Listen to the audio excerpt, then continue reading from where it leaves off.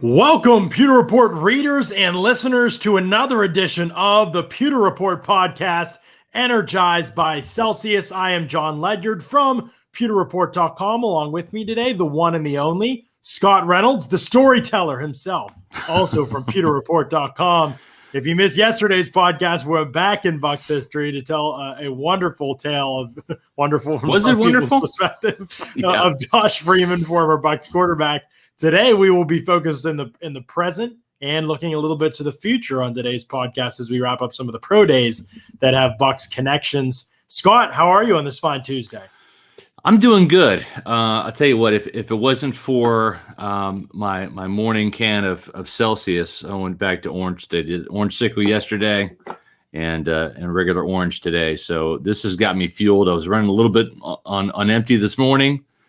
I slept pretty well last night. I don't know what it was. I had a cup of coffee, and then I had some Celsius, and thankfully I'm energized and ready to go. That's good, because we've got a lot of ground to cover, as I often say on this podcast. Today, we have Bruce Arians' press conference, a 17-game schedule. Our thoughts on that. How about that? Plus the new opponent for the Bucs for this season and some of their history against said opponent. We've got pro days to wrap up from around the landscape of the NFL draft world, including several Bucs-affiliated prospects and results from their pro days that we'll discuss and talk about. And we've got a Buccaneer that is moving on from the team, Ryan Smith, who is heading for greener. Well, we'll see if they're greener or not. Ryan Smith heading on the third free agent to leave this team. And so there's going to be a lot to talk about the Bucs in this show, Scott. And guess what? It's all going to be brought to us by our wonderful friends over at Celsius.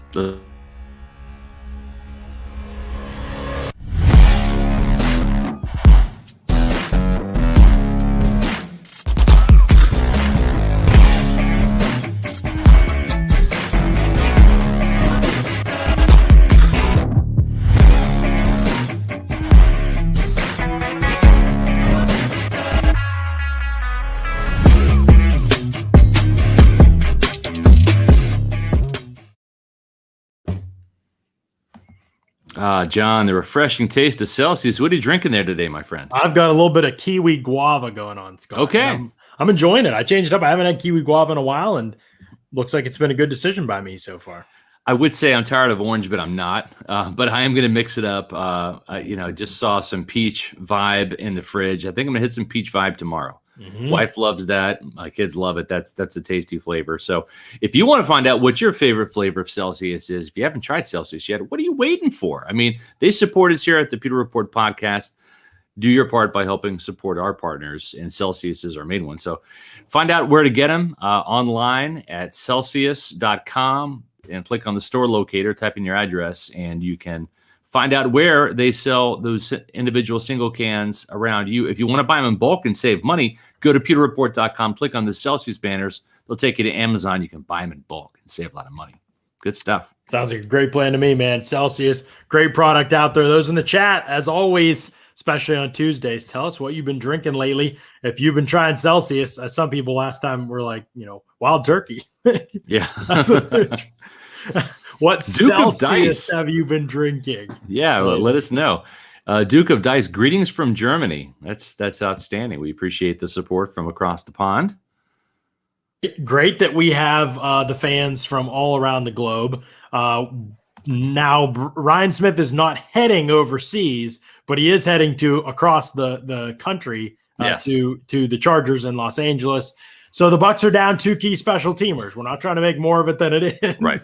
But that's what happened. I mean, they lose Joe Haig, okay, Yep. But Andrew Adams, Ryan Smith, those are two of their top three players on the team, along with Pat O'Connor in special team snaps this past season. They're three of those three guys. Pat O'Connor, Ryan Smith, and Andrew Adams are three of the four unit special teamers basically that you'd obviously are going to have to find a way to replace. And special teams wasn't exactly the Bucs' strong suit anyway last season, so they're going to need those guys to step up, or guys who replace them to step up. We said Pat O'Connor, right? Yeah, he's back. Yeah, he's back. I meant Ryan Smith and Andrew Adams, though. Those are the other for two. sure. Yeah, yeah. Number 2 and number 3. Kevin Minter's back, special teams captain from last year. But you're right. The good news is, John, we heard from Bruce Arians today. They're going to draft a bunch of special teamers this year. Because, wouldn't surprise me. Well, because there's no special teamers. Yeah, and there's no starters available, right? They re-signed all 2020 starters. They got 22 guys back. There's not going to be any starters that are going to come from this draft, at least this year. I think they're going to be drafting players that will be starters in the future. We've kind of talked about some of those spots before, but the one thing Bruce Arians said was he wants to find fast players, especially on defense, because that's where it shows up on special teams. Right. And the day 3 picks, whoever they're going to be, they're most certainly going to be players that will factor in on special teams. And whether it's in the kick return and punt return game, like I'd like to see, because I have not been excited by any of the return guys they put out there in a long while. So between that, and then you've got, guys that will obviously be running down, covering punts and kicks. That's going to be vital too. And I think you're going to see, a couple of guys from this year's draft class do that. One of which will not be a quarterback. You don't want your third string quarterback, your rookie quarterback, running down, covering punts or kicks. But John, Bruce Arians talked about possibly drafting a quarterback this year to put in the hopper and develop behind the scenes. That's not a new concept to us. In our latest Pewter Report mock draft, our Bucs 7-round mock draft, we have Kellen Mond from Texas A&M, a guy that you kind of warmed me up to being in there. Mark Cook from PewterReport.com has written about Kyle Trask from Florida being some options. But one guy it's not going to be is Mac Jones. I know there's been some Buccaneer fans possibly pining for Jones to be there at 32. It's just not going to happen, John, is it? Yeah, no, it's not. He's going to be off the board before then. Although his pro day workout today was not, I wouldn't say it was the kind of workout you want to see from a guy rumored to go number 3 overall. It wasn't Justin Fields, and it wasn't Zach Wilson, is what you're saying, right? That's right on, Scott. It's not either of those guys. The fact that it's unfair to Mac Jones that we're doing this to him. He's a good prospect in his own right. I just don't know how he's entered the conversation with Justin Fields to be the number 3 overall pick. And I don't think Shanahan's going to go that route. But in any event, it doesn't seem likely for it to relate to the Bucs at this point in time, Scott. They seem to be quarterbackless at 32. Here's the thing, and I agree with you. Here's the thing about Mac Jones that has me a touch worried, and I don't want to take anything away from him because I think he's a pretty good prospect. But who has he had to throw to, right? I mean, I know that just some scrubs.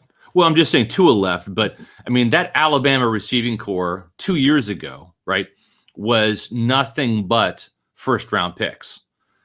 Henry Ruggs, Jalen Waddle, Devontae Smith.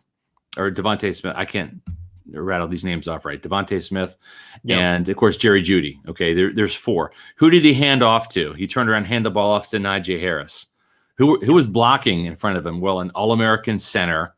Right. A highly regarded left tackle and a guard, right? So, I mean, you're looking at a quarterback that was surrounded by first-round talent. And in a year where, let's be honest, the competition in the SEC even wasn't what it usually is. I mean, even LSU, they were a shell of themselves. Not that there weren't other good teams, not that it still wasn't a good conference. Right. I know Georgia was good, but there was nobody even close to Alabama's level. I mean, look at the way the playoffs went. There was nobody even close to their level. And that's something I don't think you use it to automatically dismiss him, but you at all. Like, I would hate to look at it on the surface level, but what you're saying, and I agree with you, is that you have to take that into consideration when you're scouting him and say, how easy was it for him to achieve this production compared to the other guys that he's going? Well, I remember Matt Leinart coming out of USC, and he was a first-round draft pick, right? But he was handing the ball off to Lendale White and Reggie Bush, and he had a couple of like all Pac-10 receivers that got drafted. And it was the weaponry around him that made Matt Leinart. It wasn't Matt Leinart, right? Dwayne Jarrett. There were some guys like that I remember on that team. Yeah, he definitely had unbelievable. And the offensive line, too. I mean, they had, correct. I know they didn't end up being good in the NFL, but for college ball, I mean, Winston Justice and some of those other guys, I think he had the Khalil. Was it Ryan Khalil? Yeah, Ryan Khalil. I don't remember. Yeah. So, yeah. And the same thing with, I think that's why we saw someone like Johnny Manziel get drafted in the first round. It wasn't Johnny Manziel, it was Mike Evans, right? Mike Evans made Johnny Manziel. You didn't know that really until the draft, and you split those guys up. But it was Johnny Manziel throwing the ball up, and it was Evans going up for the alley-oops at 6'5" over some marginal at best DBs. Right. And so that's my only concern with Mac Jones is, right. Gosh, and it's he's got so much talent around him. It's hard to, so much. And I think we're even seeing that with Tua a little bit, right, in the NFL. Yep. I think the makeup of these guys matters too. It's not a coincidence that we've seen Devontae Smith and Jalen Waddle both say they prefer Mac Jones as their quarterback. Yeah, that doesn't always happen. I think the makeup of Mac Jones seems like it's a little bit better. Now we'll see. Tua could grow into that. That's the part we don't get a great look at. I had no clue about that with Tua before before this past season. So we will see how that goes. I do want to mention this before we move on to this Landon Dickerson comment here from Long Lost Glazer, because we do want to talk about him today too. Yep. But Kellen Mond, today was his pro day. So while we're talking about the quarterback position, we may as well address that. I don't think Bucs had representation as pro day, at least as far as no reports out there. The reports of a lot of teams being there. Bucs were not mentioned. So we'll see. Maybe they had an area scout in there. We're not sure. But he came in 6'2", just over 6'2" and a half, 211 pounds, 9 3/8 hands. So he should check the box there. 9 is usually the cutoff point for a lot of teams with the hand size for quarterbacks. 33 and a half arm length. That's all doesn't matter. He ran a 4.59 40. This is per Jim Nagy, by the way, the senior board director on Twitter. And he didn't do the jumps or the shuttles or anything, but he did all of that. Have not heard reports about how he threw the ball yet today, which is interesting. I don't know if that's bad or good. Yeah. So it might be a thing too, where depending on what time that pro day was held, he did the testing first, then we'll do the throwing afterwards. Maybe we don't have the full report on that yet. You're right. Good point by Bill Byers, by the way, in the chat, that Tua played better defenses than Mac Jones. That's 100% true. I very much agree with that. Yeah. Well, now I'll just say this: the Long Lost Glazer has a great point here. I would not be opposed to drafting Landon Dickerson at 32. My only concern is just the injury history. That's the thing, because when this guy's healthy, he's a phenomenal player. I think Daniel Jeremiah said he's the best interior lineman in the draft, and I agree.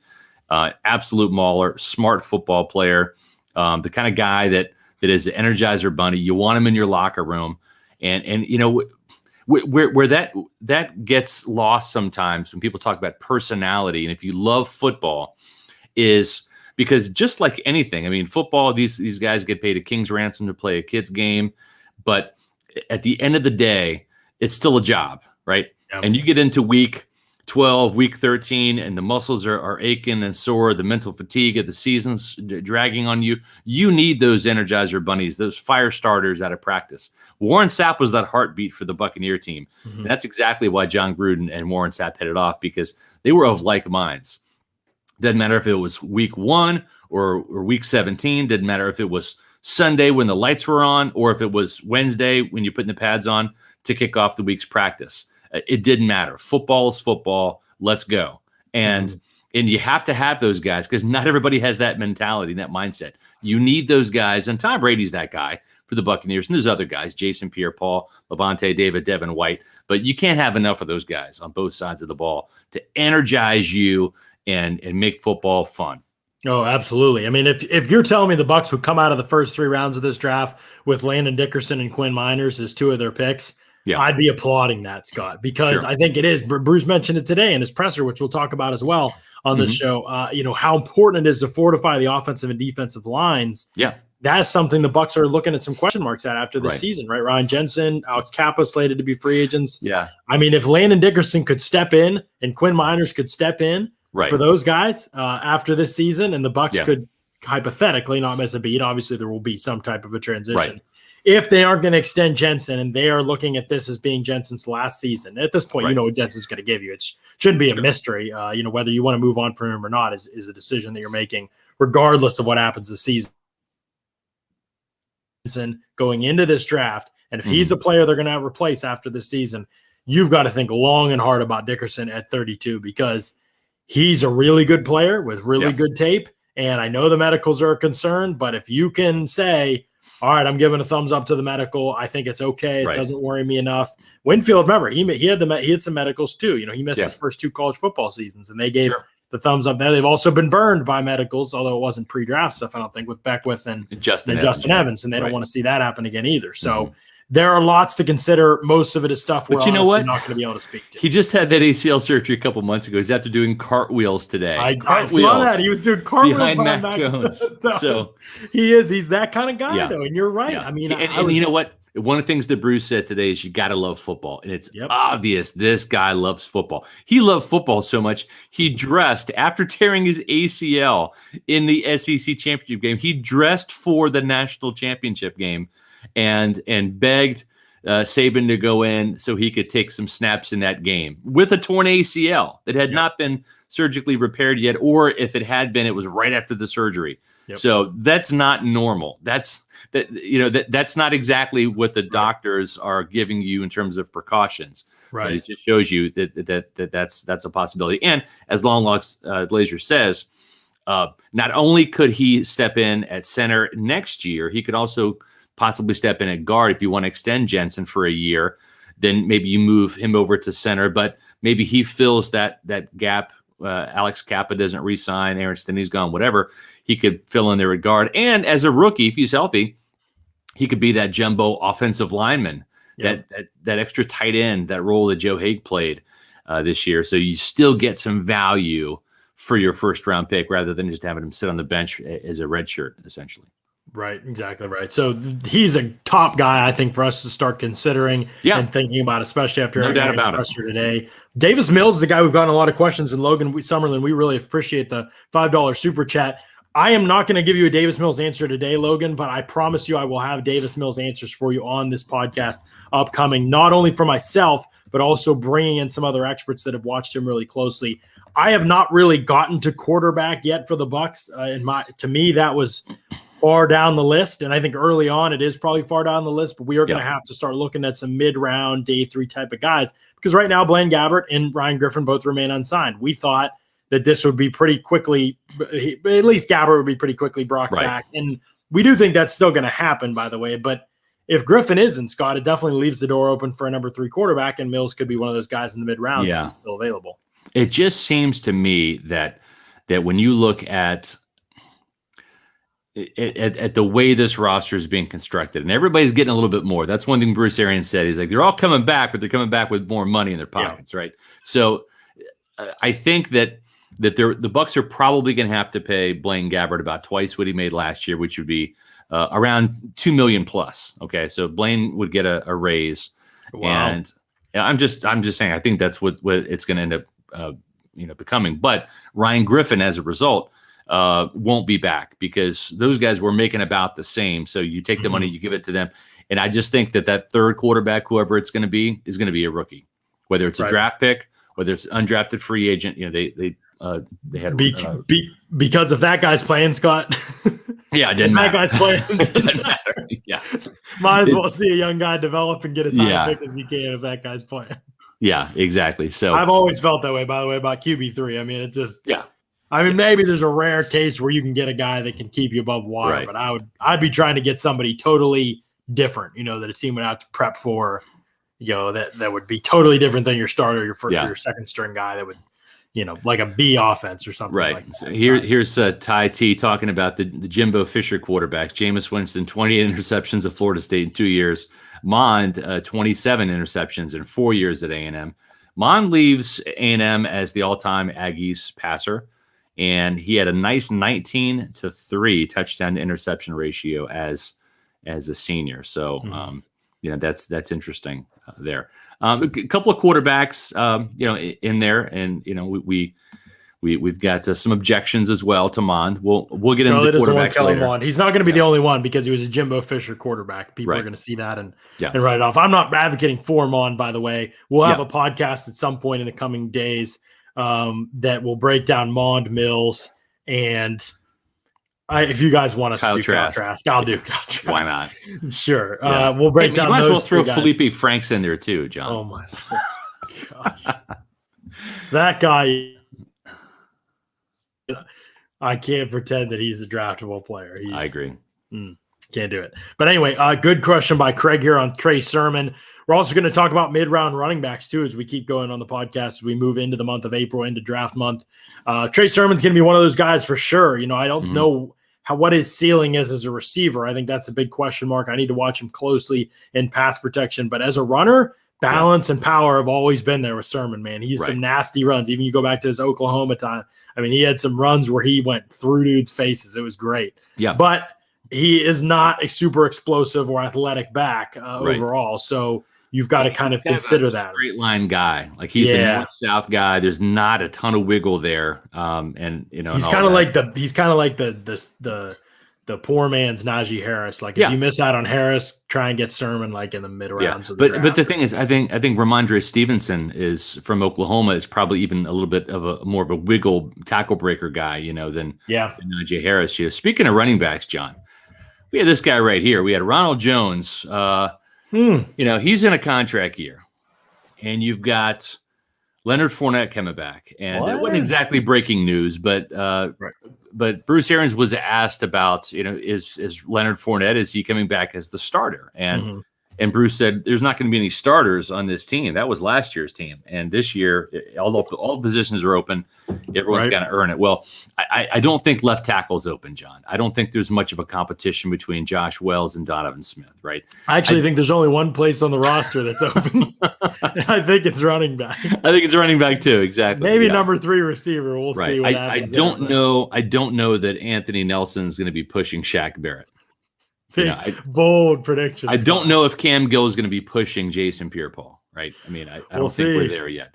So, but the interesting thing is as it was asked, I think Rick Stroud asked the question today in the Zoom conference call with Bruce Arians. Does having Leonard Fournette back in the fold with Ronald Jones preclude you from maybe taking a running back or drafting a running back early? The answer was no. Right. It was probably not. But that to me is a no. And of course, the reason being is both these guys, Fournette and Jones, are going to be free agents again next year. Maybe one of them returns on a 1-year deal. But you don't pay running backs. You don't lock them up to long-term deals. And so I think I would be very much in favor of the Bucs drafting either Travis Etienne, Najee Harris, Javonte Williams at number 32, or maybe trading back a spot or two if all of those guys are on the board. Because I think any of those 3 could play well in Tampa. The only situation where it becomes a little tenuous is if, and there's a scenario, if the Dolphins at 18 decide to pick a running back, whether it's Harris and pairing him with Tua or Travis Etienne, who might even be a better fit than the Steelers. They want help at running back. The Buffalo Bills want help at running back. If they get a Najee Harris or an Etienne in that situation, then all of a sudden Javonte Williams, there might be more of a sense of urgency to take him at 32 because I think he is in an upper echelon with those other runners. Then I think there's a drop-off after those 3, in my opinion. Yeah, and especially you think about the top of round 2, right? Just thinking off the top of my head, Miami has been prioritizing running back. They've been thinking about if they don't take one at, is it 18 where Miami's second pick is? 18, yeah. If they don't take one at 18, then you're probably thinking about them at the top of round 2, trying to take one. Atlanta, I believe, is still at the top of round 2 as well. Yep. They're they're going to take one with Arthur Smith. Yeah, if they don't trade back and take one in the first round, they are going to prioritize that. And it's probably going to be Javonte, to be honest. Outside zone scheme pretty heavily at North Carolina. They ran plenty of zone. And so I think that you're going to have a fit there. Now, Javonte, I really think his traits could be a really good fit in a scheme like the Bucs. Yeah. Because he is kind of more natural as a downhill back. I mean, he can play everything. I'm sure he'll be fine doing whatever. So I don't want it to make me look bad in a couple of years if I say he can't be a zone runner. But I do think he'd fit with the Bucs scheme if he could get used to the footwork. He is just at his best when he plants his foot and gets downhill really, really quickly. And I think having that track right off the bat and the handoff, take that ball, get vertical rather than running lateral, stop and cutting, and then getting north.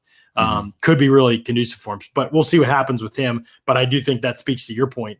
If the Bucs need a running back and they love Javonte Williams, you'd love to trade down and still pick him in the second round. But I don't know how low you could get and still get him because there's a lot of teams. That's a great point about Atlanta too, being right there at the top of the second round, being interested in him, and you have to wonder too if a team like Atlanta, if they would try to jump ahead of Tampa Bay, knowing that they might take a running back at 32. Right. Yeah, it could definitely happen. I mean, they would know. Yeah, again, if knock yourself out. I think, they can do that if they want to do that, jump back into the first round. But to me, it would be like, okay, now you've got to evaluate, from that point. And I don't even necessarily want them to take a running back either, Scott. I mean, I don't think it. You do. I know Mark does too. And I'm not saying I'm not going to get on here furious like some analytics people would be, and they would say, this is just never – look at the Chiefs last year with Clyde Edwards-Helaire.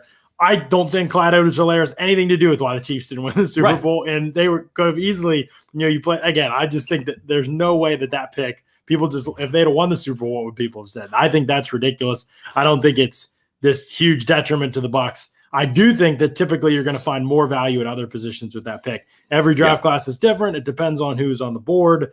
There's lots to consider. Obviously, I'm not going to just rule out running backs without seeing who's available, but the preference would certainly be to go to a position that's a little bit harder to get production from unless you have a great talent at that position, even if it means getting another wide receiver and your wide receiver room is loaded. Well, it's a good problem to have. I mean, it really is. That position really, really matters. Getting another corner. It's great to have a loaded secondary. And let's be honest, Sean Murphy-Bunting and Jamel Dean are far from sure things. They played great down the stretch. Right. I have a lot of hope. I have more hope than I did going into last season, probably. Definitely more hope than I did at the end of the regular season. Right. But I still don't think these are not locked in long-term guys right now for the Bucs, where I think Carlton Davis is moving in that direction for them, a guy that you'd want around long-term. Those guys are still question marks. And if one of them struggles for the first 8 weeks of the season, it'd be great to have a rookie that was getting ready that whole time. It's just a really, really important position. We saw that when Ross Cockrell joined in. And, we've had some people here in the chat that are anxiously awaiting the re-signing of Antonio Brown. And that's something that Bruce Arians touched on today, was it sounded like they're in no hurry to re-sign Antonio Brown. He said offers out. It sounded like, I think Greg Auman, the way he phrased the question was a little bit confusing. So we didn't write a story on it because it wasn't too clear. But Greg Auman asked AB or outside receivers as options, basically something along those lines. And Arians said offers are out there, so we'll just have to see what happens. So I'm assuming he just means to AB unless they're offering another receiver. I'm not sure. I think it's just to AB. It sounded like that to me too, but he didn't. You're right. He answered it kind of a little bit ambiguously, but let's just assume it's just to AB. I think what he means is Antonio Brown has some offers out there that he's possibly considering. He could mean that too. That could definitely be something that he means. If I'm the Buccaneers and I'm offering him, it's going to be basically a carbon copy of the deal last year, chump change for a 1-year deal. I don't trust the guy. I don't think you're playing with house money. You won. Walk away from the table with your winnings. Don't stay at the table because the table is going to win. And we're not trying to slander anybody. We're also we're not speaking out of ignorance on this topic either. Yeah. And listen, 2 completely different teams, different times, different situations, different players. But I covered this team in 2002 when they won the Super Bowl. I covered them in 2003 when Ke'Shawn Johnson literally blew up the Bucs Super Bowl repeat bid. We need that story on a podcast. Well, That's the story I need on a podcast. That story was pretty well covered and public. Yeah, I mean, Ke'Shawn's ego just ran amok, and he didn't like Gruden, and I think Gruden was featuring Keenan McCardell a little bit more than Ke'Shawn liked, and it was year 2 of McCardell in the system, and Ke'Shawn played the split end, and the X, and McCardell was the Z receiver. He was the stir that or the straw that stirred the drink, essentially, in West Coast offense. So it just it blew up, and then you had Sapp and Ke'Shawn going at it. They did not like each other, and still don't. I don't think so. Not. But I just don't want to see another receiver with an attitude do something to sink a repeat. Right. Yeah, I get the comparison for sure. But I do think, obviously, like you said, different Bucs locker room, obviously different Bucs leadership. Yeah. And the other thing about AB is, and I've said this before, I think on the show, he really is kind of like his own dude in the locker room. He's not like a loud, come follow me type, he's a different personality. Yeah. Like his is more like how he represents the organization when he's not in the facility. That's what I really worry about with him. Like, I'm not quite as worried about if he comes back. Right. Where you were like, holding your breath. And thank God, I've had so many players, including Sapp, tell me, like, if there was Twitter in 2002, this team might not have won a Super Bowl, just because everybody, would have been running their mouth and everybody would have had their Twitter opinions, and that locker room was held together with like rubber cement and duct tape.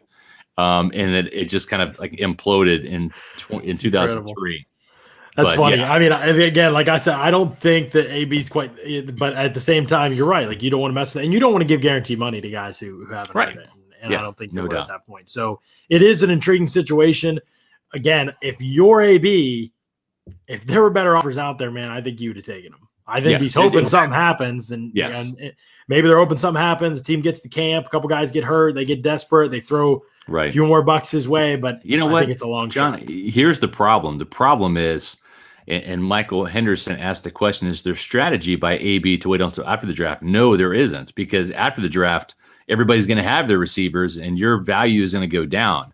And that's why I think, to your point, John, if there was a better out there by AB, you take it right now before the draft. Yes. And I'll tell you, this is a pretty deep draft when it comes to wide receivers. There's going to be some day 3 guys, and the Bucs got one of those guys, I think, in Tyler Johnson last year from Minnesota, a guy that has got a lot of upside and potential and flashed a little bit without having any developmental time from training camp, which was truncated, no rookie mini camp, no off season, no preseason to really get that third and fourth, or probably for him, the first and fourth game to really play a bunch. So, but this is a draft that I think is pretty deep at wide receiver, and it's not.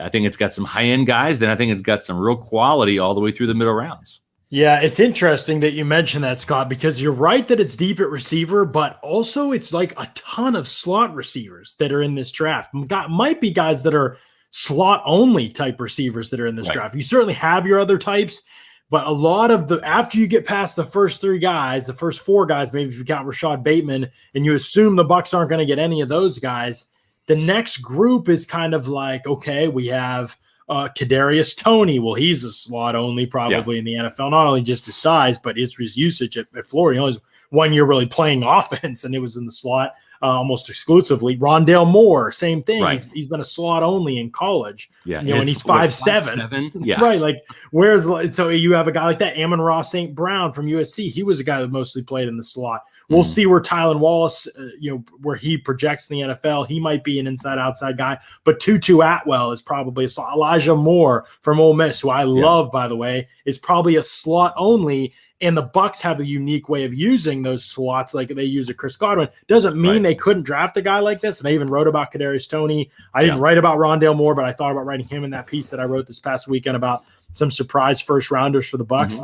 At the end of the day, as much as I like Toney, I think it would need to be some type of deviation from the norm to take him in the first round for the Bucs. If he's there around 2 or 3, maybe, but I don't know if I see him. When people think of slots, for other offenses, like say, for example, in New England, right? It was the quickness, it was the Wes Welker, the Danny Amendola, the Julian Edelman. It was the kind of the quick guy that was usually undersized, that could create a mismatch against a safety or a linebacker in the slot.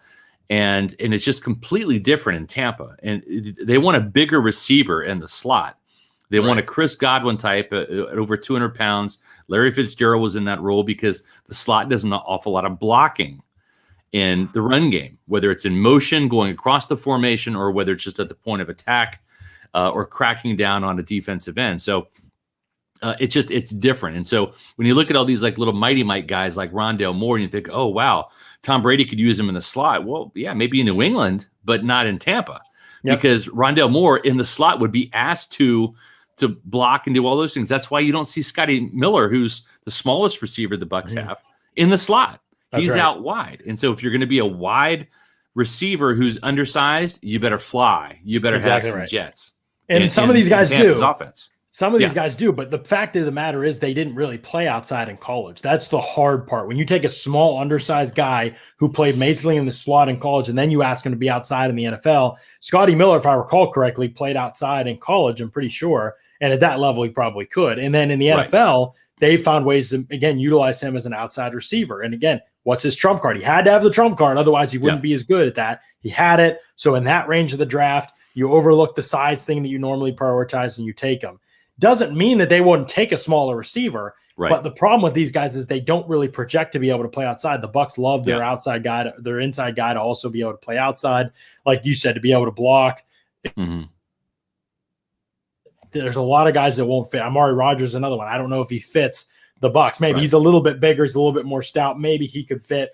But you've got guys, to me, it's like, okay, with Diami St. Brown, Diami Brown from UNC, who played the DK Metcalf role as offensive coordinator. Phil Longo moved to North Carolina from Ole Miss. He played the DK Metcalf role. So he only knows like 3 routes. And basically they're all vertical down the field. That's where he's going. And so he's an interesting one that could be a Bucs fit. I think Seth Williams from Auburn on day 3, if he loves the game. Guy who could be available if they wanted to go there round 1, if they fell in love with him. Terrace Marshall. I think he also played a lot of slot this past season, but he's big enough. He could play outside. He's played outside before at LSU. He could be an option. So there are some names, but to me, I think Dwayne Eskridge is another one, inside guy. You know, there's just so many slot-only types. Sure, exactly. We talked about Rondale Moore, 4.29. You know, you've got Jalen Darden from North Texas. The problem is when you're a small guy, and we even saw this with Scotty Miller in the first Kansas City game, you don't have the catch radius, right? So you have to beat guys with speed. Yep. And if you're not, 5'11", 6 foot at least, if you don't have good ups, you can't compete for the ball. And now Tom Brady is a hell of an accurate quarterback, but the catch radius is real, right? Mm-hmm. Especially as these cornerbacks are getting bigger and taller and longer and lengthier. You've got to be able to win some of those contested balls. So that's the downside of these smaller receivers, is their catch radius is just like not there. Adam Humphries was one of Jameis Winston's favorite targets, but there were plenty of times where he overthrew Adam Humphries because Adam Humphries is 5'10", and you're throwing to Chris Godwin, who's 6'1", almost 6'2", and then of course Mike Evans is 6'5". It makes a difference. It really does. It does, yeah. And it doesn't mean that some of these guys couldn't be successful for the Bucs or couldn't end up being fits and filling a role for the Bucs. But if you're going to take a guy high in the range that a lot of these guys are going to go in the first and second rounds, maybe even the third round, you want a guy who's going to be able to contribute every single down for you. That's where I would see it anyway. I wouldn't see it as, Kadarius Toney's a nice, fun piece for 5 or 10 snaps a game in our offense. Right.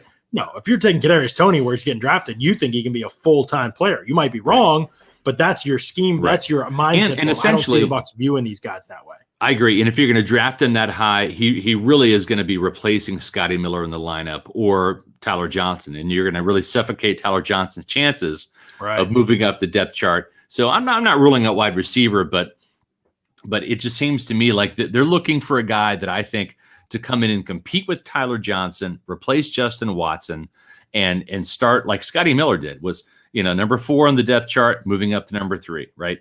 And then he was number 3 until Antonio Brown came. So it'll be interesting to see. So we got another super chat. Thank you for these super chats today. We appreciate those as always, from Trustin Vorbeck. Our schedule's pretty soft, if I say so myself. With the extra year for more practice together, can you see us going undefeated?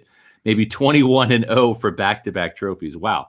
Well, the Buccaneers just did something that no team has ever done. They won the Super Bowl in their own backyard. So I would never say never, especially with Tom Brady as the quarterback. And let's keep in mind, Tom Brady also went undefeated, right? They went 16-0 during the Patriots year, and I think with the end of 17-1, and not 17, 18-1. They lost to, I think, lost to the Giants in the Super Bowl. So can it be done? To me, that's the last thing Tom Brady has, right? That's the last box to check, is to go completely undefeated. Buddy, if he goes undefeated and wins the Super Bowl at 44 years old, I think what you do is you rename Canton, Ohio, Brady, Ohio at that point in time, and you don't call it the Pro Football Hall of Fame. You call it Tom Brady's Pro Football Hall of Fame. I think that's what you get if Brady does that. If Brady goes undefeated and taking the Buccaneers to 21-0.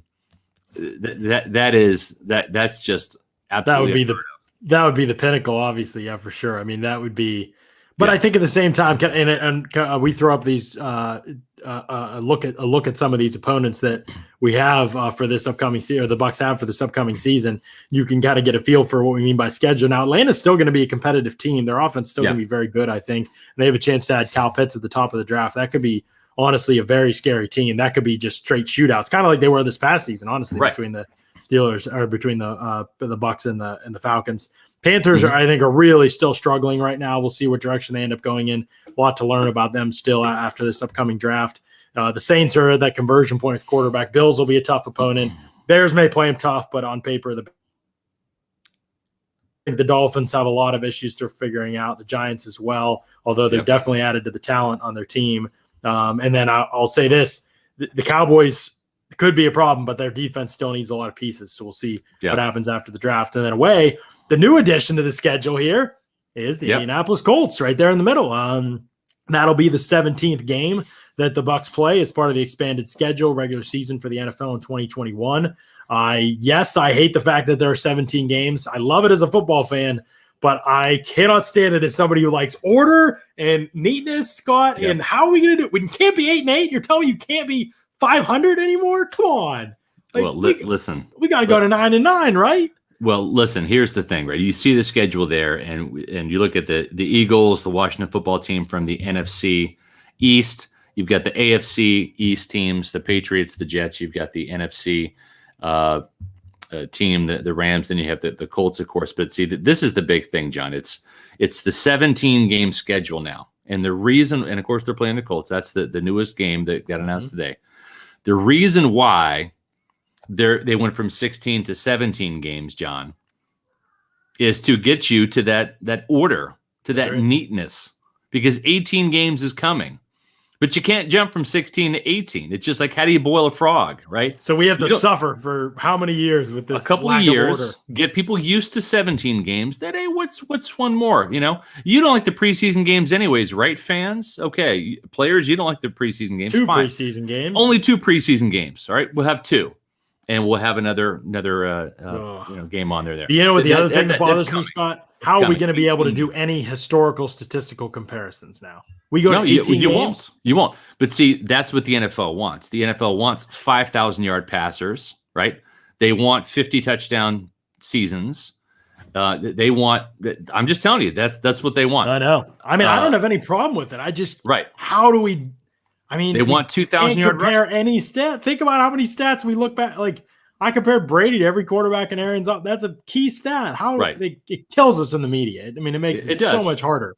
Right. Because we have to account for all of those intricacies. And that's something the fans and the NFL and the players, all coaches, they won't care about. But you know us in the media, how often we use those numbers and look back over the years. You're going to have some players you're right. You're going to have some players that are going to object, right? Because that's just another game or two more wear and tear. And it might even limit some guys' careers, right? Because by the time you've played 5 years, right, you've actually played 10 more games if you go to 18 games as opposed to 16.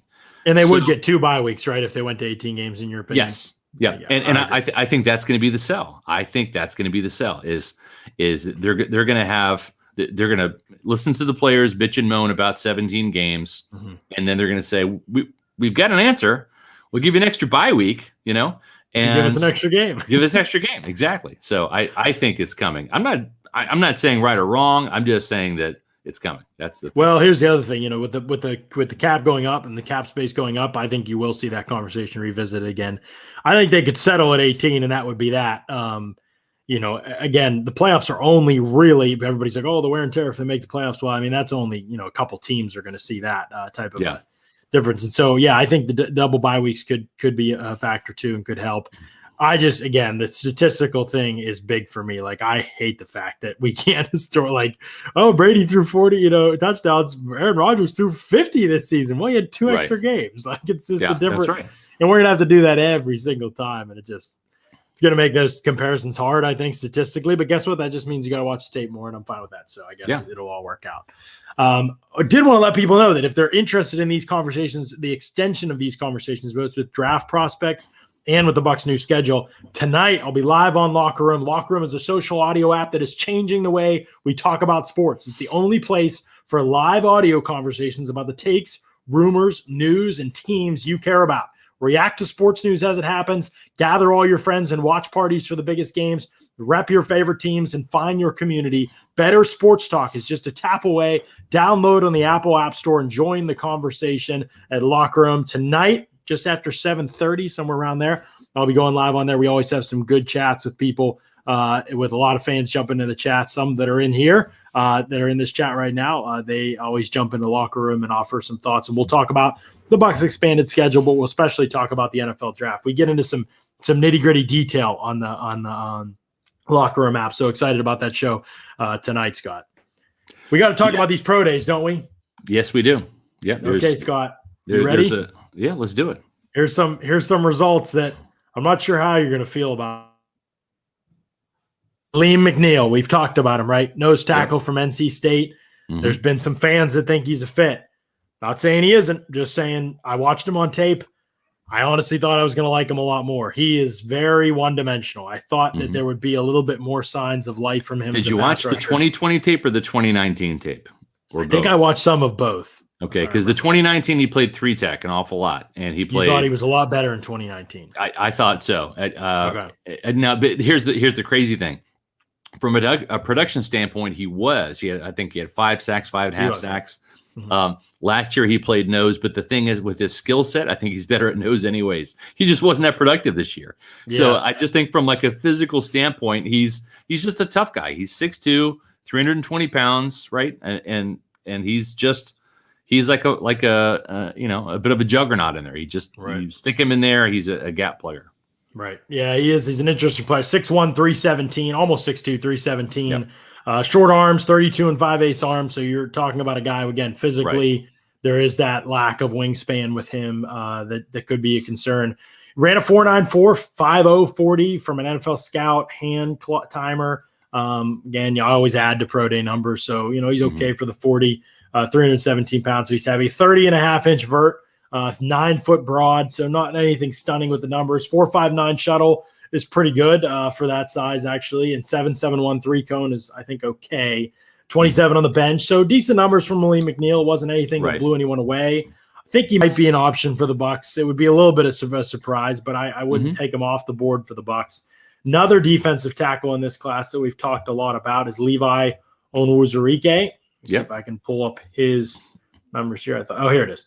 6'2" and 7/8, so he's almost 6'3", 290 pounds. So he's still coming in light, Scott. I mean, he just is not a very big defensive tackle. Got a great body type, but his arm length, 33 inches, that's probably going to come under what people were hoping for him. Not the end of the world.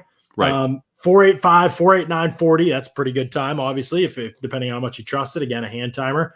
30-inch vertical, ouch, at 290. That's not great. That's less than Aleem McNeil, who was 317 pounds. So a 27-pound difference. And Aleem McNeil's jumping higher. Remember, weight adjustment is key for all this. A 9'1" broad. So, again, 27 pounds is the difference in weight. Right. And he's barely jumping better in the broad than Aleem McNeil. It didn't do the shuttles, so, oh boy. If you don't do it, there's a reason. Bench press, 29 reps on the bench. Again, if you're selling me on Levi Scott, he has to be a great athlete. I said that to you before. I said, I'm not out on him, but he got his tail kicked at the Senior Bowl. He didn't play in 2020. Right. There's no way you can tell me his 2019 tape was great. Where's the dominant performance on the field from him? It just doesn't happen on his 2019 tape. There's no game you point to. There's no stretch of games where you're like, this is the guy. What is it that makes people want to put him up there? I think it's just the way that he looks. His frame is great. But at the end of the day, you got to be a great athlete to sell me that your upside is there. He's kind of one of those chiseled defensive linemen, right? He's built more like an Ndamukong Suh or a Gerald McCoy than he is like a Vita Vea, right? Where he's got like a weightlifter build to him, right? The problem is he's 290, and the guys I mentioned, Suh and McCoy, they're both over 300 pounds. Yeah, and if you look at Levi Onwuzurike without a shirt on, he's rocked up, but there's not a lot of room for him to hit 300, I think. And you know what? He's had a full year to add some size and muscle and maybe even just some bulk to get to 300 pounds, and he hasn't. Right. So I'm not saying that's some huge detriment in the NFL, but in this day and age, the guards aren't getting any smaller, John. The centers aren't getting any smaller. And if you are under 300 pounds, you better be super quick twitch. You better be like Milton Williams from Louisiana Tech is not a big guy. I think he's around 280, 284, but he's very twitchy. And Levi has some pretty decent, initial quickness off the line. Warren Sapp wasn't necessarily, singing his praises, but liked him better than Barmore, for example, from Alabama. And so he does, if he's going to win, he's got to win initially, because if an offensive lineman gets his hands on him, it's over.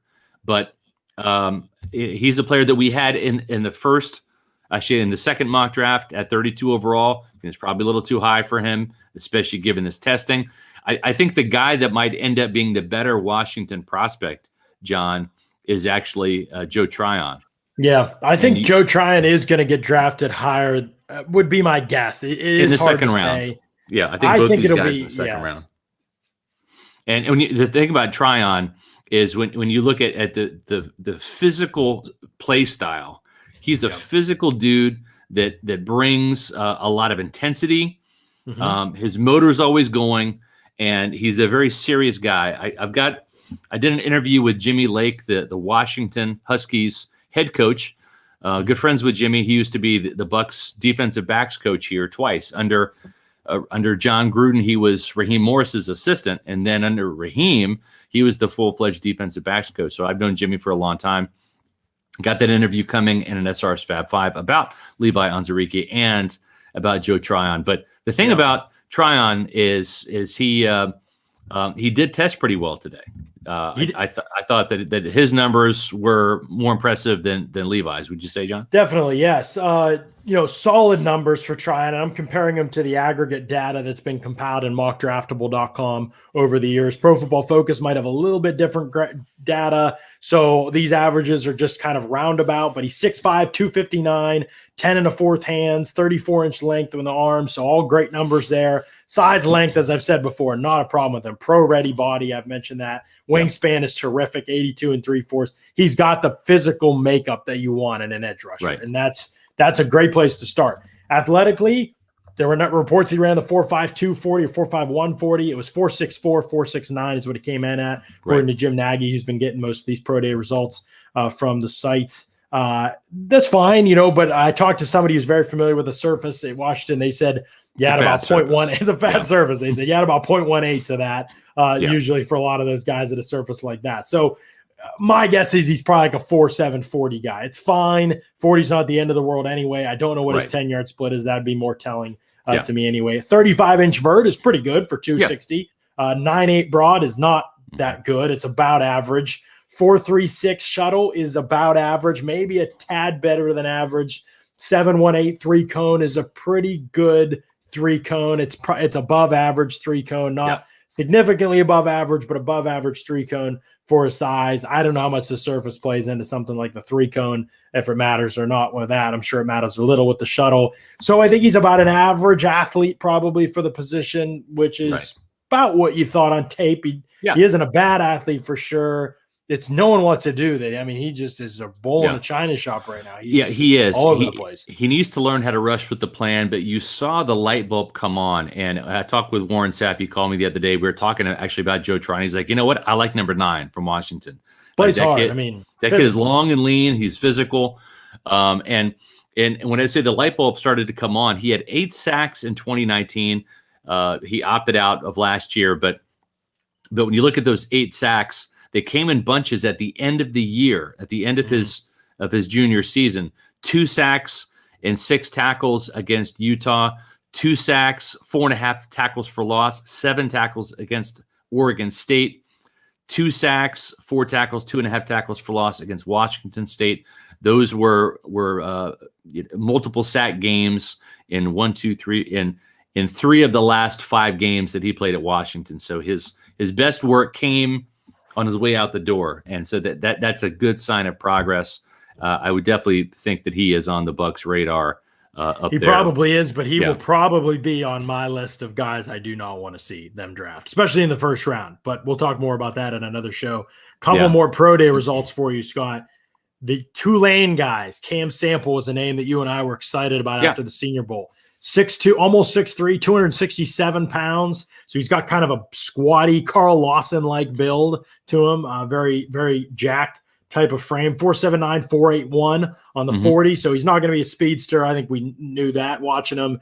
37-inch vert is good. 9'8" broad. Right. Again, he's got a little bit of weight to him, but still 9'8" broad's not great for him. 4.48 shuttle, 7.39 3-cone. Those are not times that are going to move the needle. Especially, they're not disastrous, but they're not times they're going to say, okay, he's a freak. So I've said I think Cam Sample was misused at Tulane a little bit. I think he plays like a tight 5, head up on the tackle. I don't think it's the best usage for him in the NFL. I think he's going to be a sub-package interior rusher in the NFL. Base, he could play D-end a little bit for you in base. He's probably going to be a number 3 type of rusher, like a Kerry Hyder type player.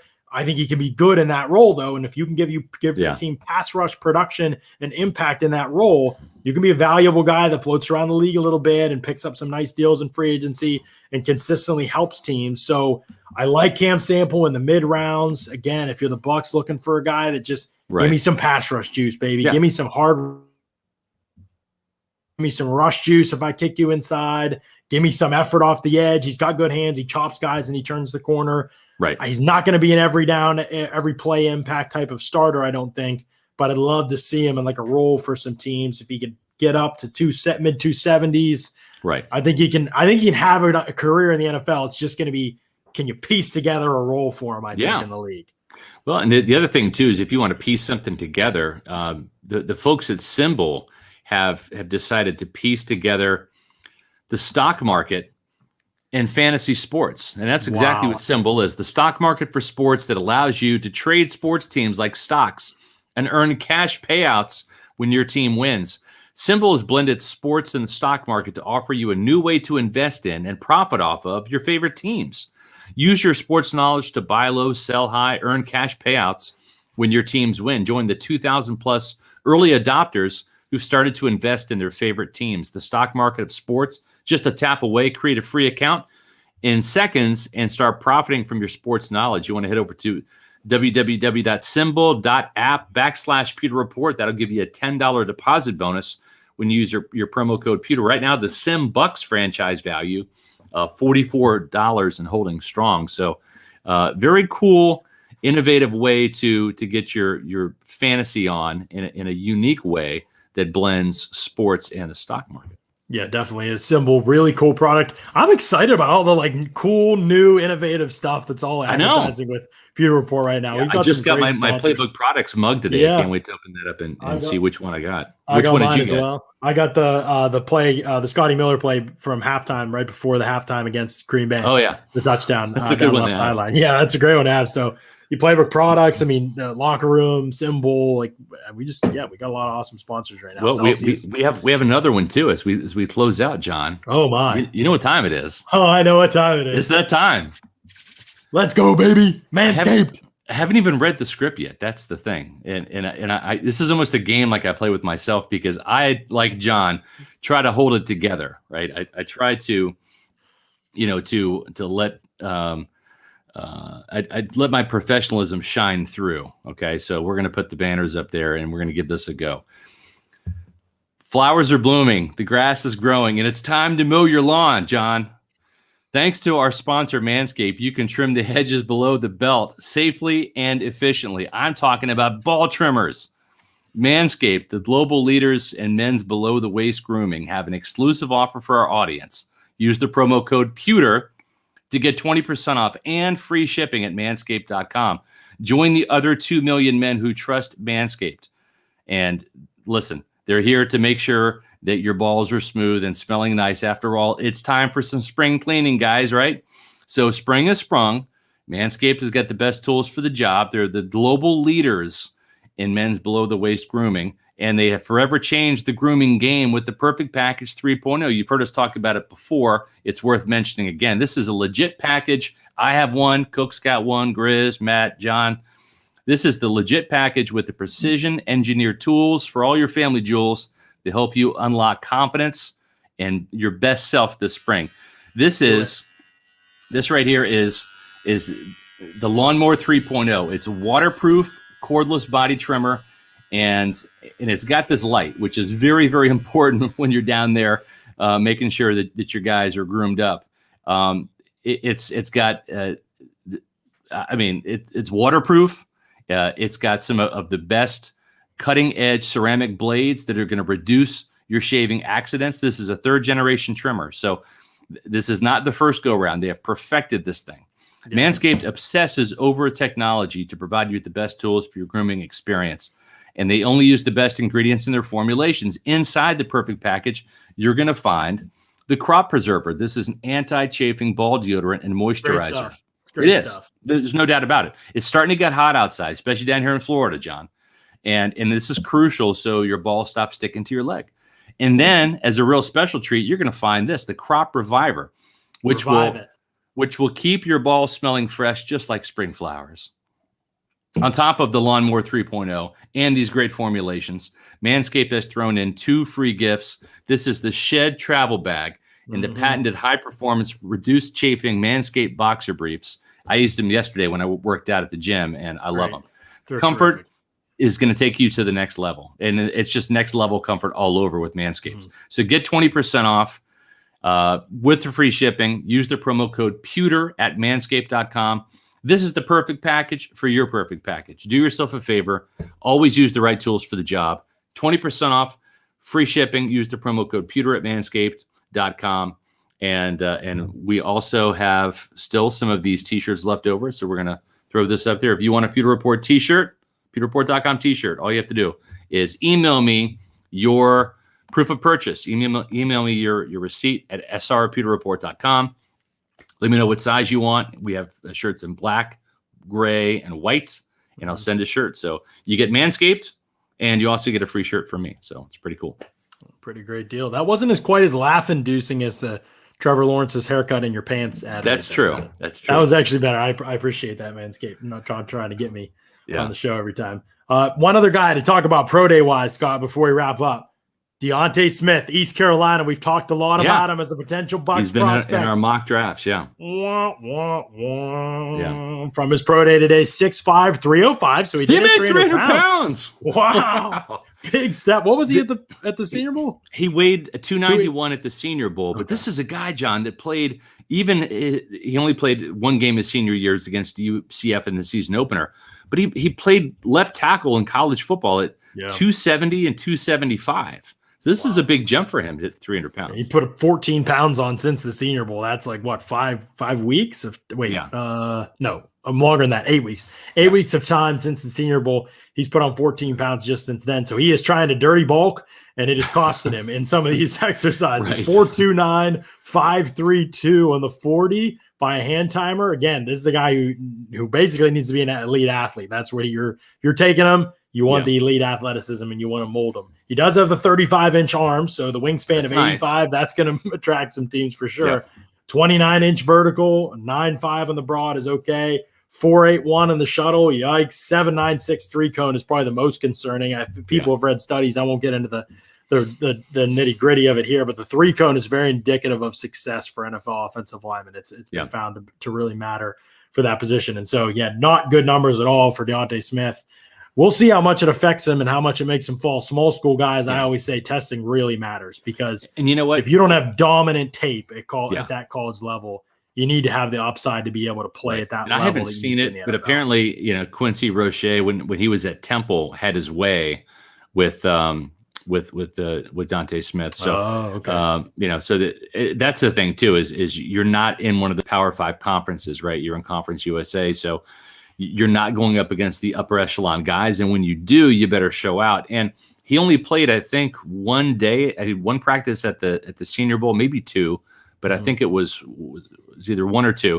But he hurt some ligaments in his thumb, so he opted out, didn't play in the game.